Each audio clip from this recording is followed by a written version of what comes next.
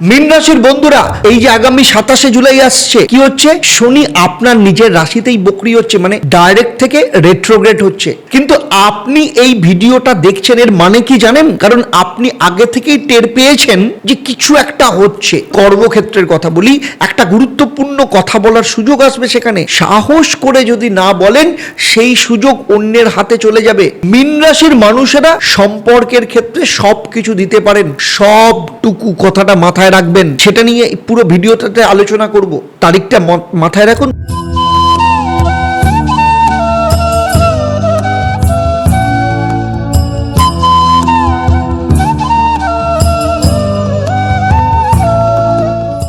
নমস্কার, আমি জ্যোতিষ ও তন্ত্রগুরু আচার্য দেবদত্ত।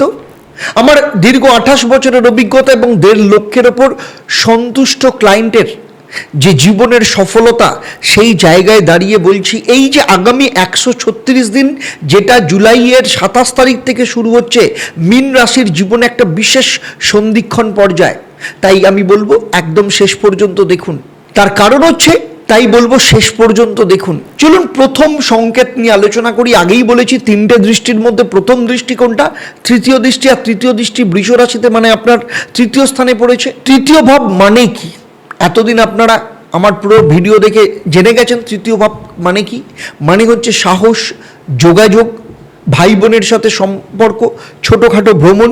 মীন রাশির মানুষেরা অনেক কিছু বোঝেন, অনেক কিছু অনুভব করেন, কিন্তু সমস্যাটা কি জানেন? সেটা হচ্ছে ঠিক কথাটা ঠিক সময়ে বলা।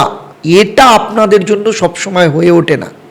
আর এই বক্রি পিরিয়ডে তৃতীয়ভাবে শনির দৃষ্টি মানে হচ্ছে সেই যে না বলা কথাগুলো এতদিন ধরে আপনার ভেতরে একটু একটু করে চাপা পড়েছিল, যেগুলো মনে হচ্ছিল এই বলছি কিন্তু পুরোটা কখনোই বলে উঠতে পারেননি, সেইটা এবার বলার সময় এসে গেছে।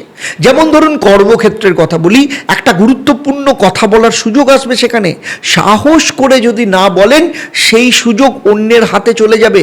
ভাই বোনের বিষয়ে যদি বলি, পুরনো কোনো অমীমাংসিত বিষয় এই সময় আবার সামনে আসবে।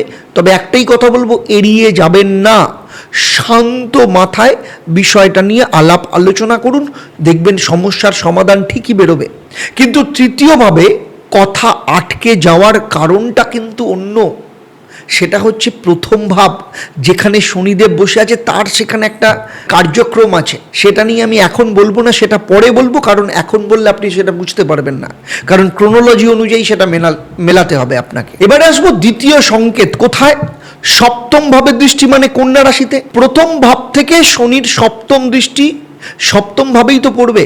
আর সপ্তম ভাব মানে কি আপনারা জেনে ফেলেছেন এতদিনে। আমি বহু ভিডিওতে, প্রায় সব ভিডিওতে এটা নিয়ে আলোচনা করেছি। সপ্তম ভাব মানে হচ্ছে জীবন সাথী, বিবাহ, ব্যবসায়িক অংশীদার, মানে আপনার থেকে অপোজিট যে সমস্ত কিছু সপ্তম ভাবে। মীন রাশির মানুষেরা সম্পর্কের ক্ষেত্রে সব কিছু দিতে পারেন, সবটুকু কথাটা মাথায় রাখবেন, কিন্তু নিজে কিছু চাইতে পারেন না, এটাই সমস্যা। আর এই না চাওয়াটা, এই যে শনি বক্রি হচ্ছে না, সম্পর্কে একটা অদৃশ্য ভারসাম্যহীনতা, মানে ব্যালেন্স নিয়ে কিন্তু সমস্যা তৈরি করবে। একদিক থেকে সব সময় নেওয়া হচ্ছে, অন্য দিক থেকে দেওয়া হচ্ছে, মানে আপনি কিছু পাচ্ছেন না। এই যে ইমব্যালেন্সড, এই যে ভারসাম্যহীনতা, এই সম্পর্কের ক্ষেত্রে একটা সময় নিজেই কিন্তু সেটা টলে ওঠে, একদিকে কিন্তু বেঁকে যায়। তাই সপ্তমভাবে শনির দৃষ্টি, এই বক্রি দৃষ্টি, এই সময় সম্পর্কের মধ্যে একটা সৎ কনভারসেশন ভীষণ দরকার। রাগেও না, অভিমানেও না, শুধু একটা স্পষ্ট দরকার, সেটা হচ্ছে আপনার কি দরকার সেটা আপনার অপোজিটের লোককে জানানো ভীষণ দরকার। ব্যবসায়িক পার্টনারশিপের কথা যদি বলি, কাজের বিভাজন যদি মনে হচ্ছে যে পরিশ্রম বেশি, স্বীকৃতি কম, এই সময় সেই কথাটা নিয়ে আলোচনা করার সময় এসে গেছে। আর বিবাহ বা সম্পর্কের ক্ষেত্রে যদি বলি, নতুন কোনো বড় সিদ্ধান্ত, তারিখটা মাথায় রাখুন, 10ই ডিসেম্বরের আগে হবে। একদম নেবেন না। কেন নেবেন না? কারণ 10ই ডিসেম্বর থেকে শনি কিন্তু বক্রি ত্যাগ করে মার্গী হবে। সেই সময় আপনার জীবনের অনেক কিছু কিন্তু স্পষ্ট হয়ে যাবে। কিন্তু এই সম্পর্কে নিজেকে কম রাখার যে অভ্যাসটা, এটা কিন্তু একদম আপনার শেকড়ে দাঁড়িয়ে গেছে। সেটাও কিন্তু প্রথম ভাবের কারণে, সেটা এখন বলছি না, পরে বলবো, বুঝতে পারবেন তখন। এবারে আসছি তৃতীয় সংকেত। তৃতীয় সংকেত মানে কোনটা? দশম ভাব। কারণ প্রথম ভাব থেকে শনি দশম দৃষ্টি তো দশম ভাবেই পড়বে। দশম ভাব মানে হচ্ছে আপনার ধনুরাশি। আপনার রাশি বা লগ্ন থেকে যদি 10 নম্বর ঘরটা গোনেন, দেখবেন ধনুরাশি পড়বে। আর দশম ভাব মানে কি আপনারা জানেন? বলুন আমার সাথে সাথে। কর্ম, সমাজে পরিচয় এবং পিতার সাথে সম্পর্ক, মান সম্মান, সমস্ত কিছু ব্যালেন্স। মীন রাশির মানুষেরা কঠিন কাজ করেন, কিন্তু অনেক সময় এমন মনে হয় যে এত পরিশ্রম করছি তবুও কোথাও যেন নিজের মনে হচ্ছে না। আপনারা একমত হলে অবশ্যই আমাকে কমেন্টে জানাবেন এটা। শনির দশম দৃষ্টি এই যে বক্রি সময় কর্মক্ষেত্রে একটা চাপ আনবে, কিন্তু কারণ পুরনো পরিশ্রম যে করেছেন তার ফল কিন্তু দেরিতে আসবে, আগেই বলে দিচ্ছি। নতুন কোনো বড় পদক্ষেপে যখনই নেবেন, কোথাও না কোথাও একটা অদৃশ্য বাধা আপনি অনুভব করবেন। পিতার সাথে বা পিতৃসম কোনো সম্পর্কে একটা পুরনো কোনো অমীমাংসিত বিষয় যেটা বহুদিন ধরে ছিল, যেটা নিয়ে মীমাংসা হয়নি, আবার সামনে চলে আসবে। সুতরাং এগুলো আপনাকে মানতে হবে, আপনাকে প্রথমে ধরে নিতে হবে, এগুলো আসবে। এবারে এই যে তিনটে সংকেত বললাম, মানে তৃতীয়, সপ্তম এবং দশম, তিনটে জায়গায় কিন্তু আলাদা জায়গা এবং তিনটেতে আলাদা আলাদা চাপ। কিন্তু এই তিনটের পেছনে প্রথমভাবে শনি যে বসে রয়েছেন এবং বক্রি হতে চলেছে, প্লাস আপনাদের শনি 7.5 দ্বিতীয় পর্যায়ে চলছে, সেই বিষয়ে উত্তর দেওয়ার এবার সময় এসে গেছে। দেখুন, শনি, আবার বলছি, আরেকবার মনে করিয়ে দিচ্ছি, মীন রাশি মানে আপনার নিজের রাশি বা লগ্ন, সেখানে তো এখন বসে আছে রেবতী নক্ষত্রে, বুধের নক্ষত্রে বসে আছে। বকরি হওয়ার পর পেছন দিকে আসবে, মানে আবার পুনরায় শনির নক্ষত্রে, মানে উত্তর ভাদ্রপদ নক্ষত্রে চলে আসবে, আর প্রথম ভাবই আসবে। আর প্রথম ভাব মানে কি বলুন? আপনারা জানেন সব। প্রথম ভাব মানে হচ্ছে নিজের দেহের ঘর, ব্যক্তিত্বের ঘর, মানে আপনি নিজে, আপনার মন, সমস্ত কিছুকে নির্দেশ করে। আর এই ভাবটার একটা গভীরতম নাম আছে, কিন্তু কি নাম বলুন তো? নিজস্বতার ঘর। মানে অন্যের জন্য নয়, নিজের জন্য আপনি কে, সেটার উত্তর এই ঘরে লেখা থাকে। আর শনির 7.5 মধ্য পর্বে শনি এই ঘরে, মানে শনি একটাই প্রশ্ন আপনাকে করবে এই সময়, কি জানেন? এই মুহূর্তে আপনি কতটুকু নিজের। চলুন নদীর কথা বলি, নদীর জীবনের কথা বলি। নদী যখন নিজের গতিপথকে জানে, মানে পাথর এলে ঘুরে যায়, বাধা এলে নিজেই পথ করে নেয়, কিন্তু সে কিন্তু থামে না, এগিয়ে যায়। আর মীন রাশি, কেন এই উদাহরণটা দিলাম জানেন? তার কারণ হচ্ছে মীন রাশি হচ্ছে জলের রাশি। আপনার ধারণ করার ক্ষমতা কিন্তু অপরিসীম, কিন্তু নদী যদি শুধু অন্যের প্রবাহ বহন করতে করতে নিজের উৎস ভুলে যায়, সে কিন্তু আর সাগরে পৌঁছতে পারে না। এবার আপনি আপনার জীবনের সাথে মিলিয়ে নিন, দেখুন আমি এক একটা কথা বলছি। দেখুন, তৃতীয়ভাবে কথা আটকে কেন, মানে আপনি কোনো কথা বলতে পারেন না। যে মানুষ নিজের কথা নিজেই স্পষ্ট জানেন না, তার কণ্ঠস্বর সঠিক সময়ে সঠিক শব্দ খুঁজে পায় না। সপ্তমভাবে সম্পর্কের ক্ষেত্রে ভারসাম্যহীনতা কেন? কারণ নিজের প্রয়োজন নিজে না জানলে অন্যকে কি করে জানাবেন? দশমভাবে কাজ অচেনা কেন লাগে জানেন? যে কাজের মধ্যে নিজস্বতা নেই, অন্যের জন্য পরিশ্রম করে যায়, সে কাজে যতই পরিশ্রম করুন কোথাও না কোথাও একটা ফাঁক থেকেই যায়। কিন্তু 7.5 মধ্য পর্ব সব থেকে ভারী সময়, এটা মাথায় রাখবেন, কিন্তু সব থেকে কাছের সময়ও। কারণ শনি এই সময় আপনার নিজের ঘরে বসে আছেন, এটা মাথায় রাখবেন। সব থেকে কঠিন প্রশ্নটা, কঠিন চ্যালেঞ্জটা আপনাকে করেছেন। তাই যে মীন রাশি বা লগ্নের মানুষ এই 27 জুলাই থেকে 10ই ডিসেম্বর, এই আগামী 136 দিন এই প্রশ্নের উত্তর খোঁজেন। 10ই ডিসেম্বর শনি যখন বক্রি ত্যাগ করে পুনরায় মার্গী হবেন, সরল গতিতে ফিরবেন, শনির 7.5 আগামী যে তৃতীয় পর্যায় শুরু হবে, সেই তৃতীয় পর্যায়ে তিনি যে মানুষটা তৈরি হবেন, সেটা কিন্তু তিনি শুরুর মানুষ আর থাকবেন না। তিনি নিজের গতিপথ জানা একটা নদী হবেন, যে তার উৎস থেকে সমুদ্রে গিয়ে পৌঁছবে। চলুন একটা তারিখের কথা বলি, সেই তারিখটা কোন তারিখ? 9 অক্টোবর। শনি রেবতী নক্ষত্র থেকে, আগেই বলেছিলাম মনে আছে, উত্তর ভাদ্রপদ নক্ষত্রের পেছনের দিকে আসবে। আর উত্তর ভাদ্রপদ নক্ষত্র মানে শনির নিজের নক্ষত্র। মীন রাশির জন্য এটা একটা ভীষণভাবে গুরুত্বপূর্ণ, বিশেষভাবে গুরুত্বপূর্ণ, কারণ শনি নিজের নক্ষত্রে, শনি আপনার প্রথমভাবে, মানে হচ্ছে প্রথম ভাবের সেই প্রশ্নটা 9 অক্টোবর থেকে আরও সরাসরি হবে। মানে 27শে জুলাই থেকে 9 অক্টোবরের মধ্যে যারা নিজেকে চেনার কাজটা শুরু করবেন, নিজেকে ভ্যালু দেওয়া শুরু করবেন, 9 অক্টোবরের পর শনি নিজে সেই কাজে পথ দেখাবেন।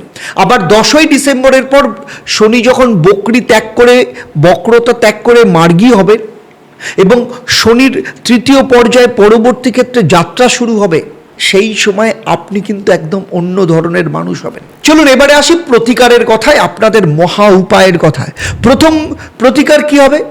দেখুন, আপনার রাশির প্রভুকে, আপনার রাশির প্রভু বৃহস্পতি। তাই বৃহস্পতিবার মীন রাশির জীবনে সব থেকে বিশেষ একটা দিন। প্রতি বৃহস্পতিবার সকালবেলা একটা হলুদ ফুল হাতে নিন, মনে মনে বলুন, হে ঈশ্বরী মা, আমি যেন নিজের পথ নিজে চিনতে পারি, আমি যেন নিজের কণ্ঠস্বর ফিরে পাই, যেন বলতে পারি সঠিক সময়ে সঠিক কথাটা।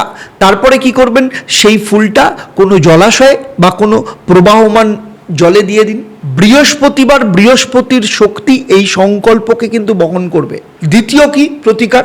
সেটা হচ্ছে, প্রথমভাবে শনির চাপ কমাতে প্রতিদিন রাত্রে ঘুমানোর আগে একটা কাজ করুন। একটা কাগজে একটা বাক্য লিখুন। সেটা হচ্ছে, আপনি দেখুন আজ আমি নিজের জন্য কি করেছি। সে ছোট হোক বড় হোক, কিন্তু লিখুন। নিজস্বতার ঘর শনি কিন্তু পরীক্ষা করছেন। প্রতিদিন এই একটা বাক্য সেই ঘরকে কিন্তু জীবন্ত রাখবে। তারপর 7 বার বলুন, ওম শং শনিশ্চরায় নমঃ। কিন্তু একটা কথা বলি, খুব ইম্পর্টেন্ট কথা, সেটা হচ্ছে শনি 7.5-এর মধ্য পর্বে নিজস্বতার ঘর খোঁজার কাজটা কিন্তু একা করা খুব কঠিন।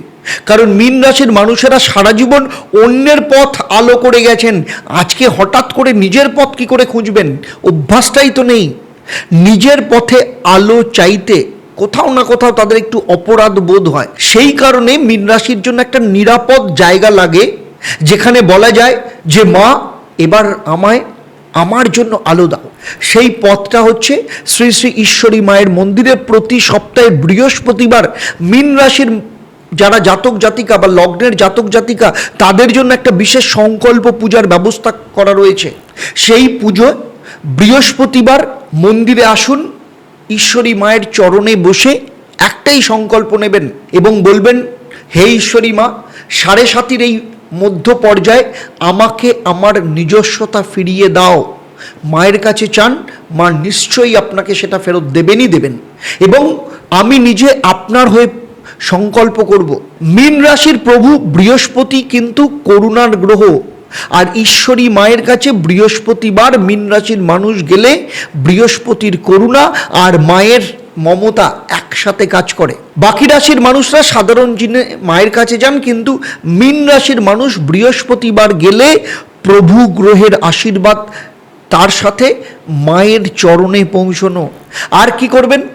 সেই দিন এসে মায়ের সামনে বসে হলুদ কাপড়ে একটা বৃহস্পতির প্রতীক লিখে, বৃহস্পতি লিখে মায়ের চরণে অর্পণ করবেন এবং শনির বীজ মন্ত্র উচ্চারণ করবেন। সেই বিশেষ বীজ মন্ত্রটা মন্দিরে আপনাকে দেওয়া হবে, আপনি সেটা দেখে সেটা পড়বেন এবং বিশেষ সংকল্প পুজো করবেন। দেখুন, বাড়িতে বসে আপনি করতে পারেন, কিছুটা ফল পেতে পারেন, কিন্তু যখন ঈশ্বরী মায়ের মন্দিরে আসবেন, মায়ের সামনে বসবেন, মায়ের চোখের দিকে তাকিয়ে আপনি সংকল্পটা করবেন, তখন দেখবেন আপনার সংকল্পের রেজাল্ট এমনি পেয়ে গেছেন।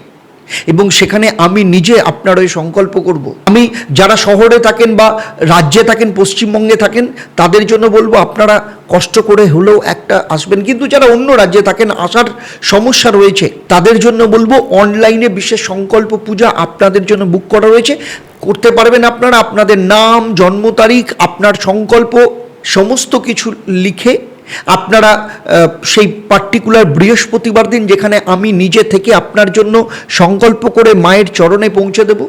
কারণ ঈশ্বরী মায়ের করুণার কাছে কোনো দূরত্ব কিন্তু বাধা নয়। খালি তবু একটাই কথা বলবো, আপনি যদি পশ্চিমবঙ্গে থাকেন তাহলে অবশ্যই মায়ের মন্দিরে আসুন, আপনার কাজ কিন্তু অনেক দূরে। কিন্তু যারা আসতে পারছেন না, যাদের উপায় নেই, তাদের ক্ষেত্রে এই পর্যায়ে আপনারা নিতে পারেন। আর একটা কথা বলি, 13ই জুলাই কি আছে? 13ই জুলাই হল হারিণী অমাবস্যা। হল মানে লাঙ্গল, নিজের জীবনকে চাষ করার দিন, সেটা নতুন করে বীজ বপনের দিন। সেটা মীন রাশির মানুষের জন্য এই বছরের সব থেকে স্পর্শকাতর বলতে পারেন এই দিনটা। কারণ প্রথমভাবে শনির 7.5 মধ্যপর্ব, মানে শনি পিতৃ সংযোগের সব থেকে গুরুত্বপূর্ণ। পূর্বজন্মে বা পূর্বপুরুষের কাছ থেকে যে অব্যক্ত প্রত্যাশা অজান্তে আপনার নিজস্বতার ঘরে চাপা পড়ে গেছে, এই হল হারিণী অমাবস্যায় পূর্বপুরুষের শক্তি সর্বোচ্চ থাকে। এই শক্তিতে পূর্বপুরুষের উদ্দেশ্যে পুজো করলে, সংকল্প করলে সেই চাপ, সেই ভার কিন্তু সরে যায়। এবং বিশেষ করে শনির বক্রির শুরু হওয়ার আগে এই অমাবস্যায় সংকল্প পূজা মানে আপনার জীবনকে পাল্টে দেবে। তাই ঈশ্বরী মায়ের মন্দিরে 13ই জুলাই যে বিশেষ হোমযজ্ঞের আয়োজন করা হয়েছে, এবং যারা মনে করছেন আপনাদের জন্মচক অনুযায়ী প্রতিকার প্রতিবিধান করাবেন, এক্ষুনি সেই নাম্বারে ফোন করে কিন্তু যোগাযোগ করুন। কারণ আমাদের এই কাজ কিন্তু ভীষণ সীমিত একটা জায়গা হয়ে গেছে, প্রচুর মানুষ ফোন করছেন। আর সবথেকে বড় কথা হচ্ছে যে মন্দিরে এসে যখন আপনি হোমে যখন আহুতি দেবেন, তখন মায়ের যে কৃপা, সেই কৃপা আপনার ওপর যাবে এবং আপনার সংকল্প পূরণ হবে। এবং সেই দিন এসে আপনি খালি ঈশ্বরী মাকে চোখের দিকে তাকিয়ে 60 সেকেন্ড চোখের দিকে তাকাবেন এবং মনে মনে বলবেন, হে ঈশ্বরী মা, এই যে শনির 7.5 আমার যে মধ্য পর্ব চলছে, মধ্য পর্যায়ে চলছে, আমাকে আমার নিজস্বতা ফিরিয়ে দাও, আমার জীবনের সফলতাকে নিয়ে আসো। এই সংকল্প আপনার সাথে থাকবে এবং মা আপনার সংকল্পকে পূরণ করবেন। দেখুন, আমি কাউকে কিন্তু ডাকছি না, কারণ মায়ের কাছে আসতে গেলে কাউকে ডাকতে হয় না। কিন্তু শুধু এইটুকু বলছি, 13ই জুলাইয়ের পর 27শে জুলাই শনির যে বকরি শুরু হবে, হল হারিণী অমাবস্যায় শনি 7.5কে ঠিক করবার, এটাই কিন্তু সব থেকে বড় সুযোগ। এই নির্দিষ্ট সংযোগ পরের বার আসতে কিন্তু অনেক বছর সময় লেগে যাবে, আপনার জীবন থেকে কিন্তু এই সময়টা হারিয়ে যাবে। চলুন তাহলে কমেন্টে লিখুন আপনাদের অভিজ্ঞতা, এবং তার সাথে অবশ্যই জয় ঈশ্বরী মা লিখে আপনার উপস্থিতি জানাতে ভুলবেন না। আমি নিজে আপনার সাফল্যের জন্য প্রার্থনা করব, আপনার নামে সংকল্প করব। আর আপনার পরিচিতর মধ্যে কেউ যদি মীন রাশির মানুষ থাকেন, তাদের অবশ্যই এটা পৌঁছে দিন। হতে পারে এখান থেকেই তার জীবনের নতুন অধ্যায় শুরু হতে পারে। তাহলে আজকের মতো বিদায় নিচ্ছি, আবার দেখা হবে পরবর্তী পর্বে। তবে থামুন একটু, একটা জোরে প্রাণ ভরে বুক ভরে শ্বাস নিন এবং কয়েক সেকেন্ড হোল্ড করুন, আর শ্বাস ছাড়তে ছাড়তে বলুন, জয় ঈশ্বরী মা। নমস্কার, ভালো থাকবেন।